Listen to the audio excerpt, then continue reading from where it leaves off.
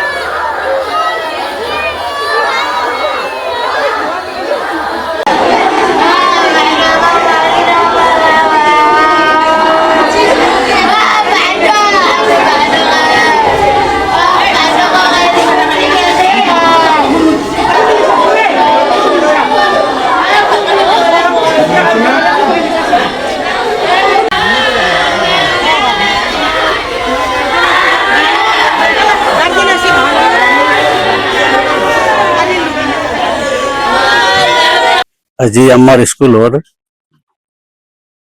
এগৰাকী শিক্ষয়িত্ৰীয়ে অকাল মৃত্যুক সাৱটি ল'বলগীয়া হ'ল।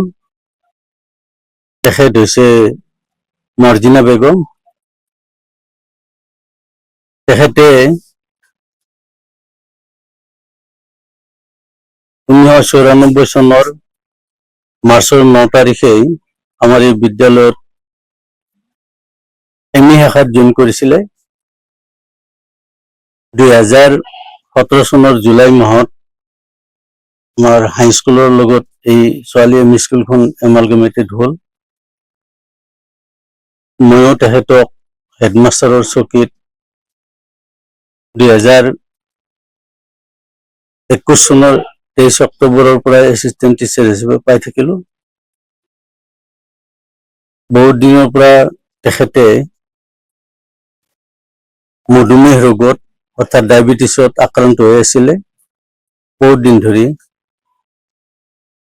আজি অসময়ত তেখেতে হঠাতে মৃত্যুক সাৱটি ল'বলগীয়া হ'ল।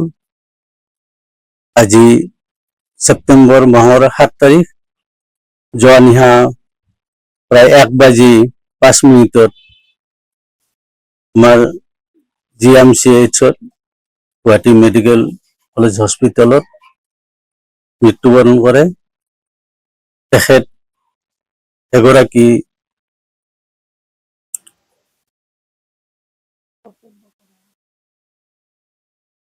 বৰ অমায়িক শিক্ষয়িত্ৰী আছিলে। আজি আমি হঠাতেই তেখেতক হেৰুৱাই গোটেই শিক্ষকবৃন্দৰ লগতে ছাত্ৰীসকলেও মৰ্মাহত হৈছেহি। তেখেতৰ আত্মাক আল্লাই চিৰকালৰ কাৰণে স্বৰ্গগামী কৰক তাৰে কামনা কৰিছো আৰু ৰাইজৰ ওচৰত দোৱা বিচাৰিছো।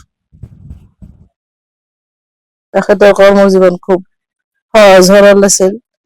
খুব কম বয়সীয়া আমাৰ ষ্টাফত যিমান কেইজন লোক আছে তেওঁ আটাইতকৈ কম বয়সীয়া আছিল। কৰ্তব্যপৰায়ণ নাছিল, অমায়িক আছিল, অতিথিপৰায়ণ নাছিল।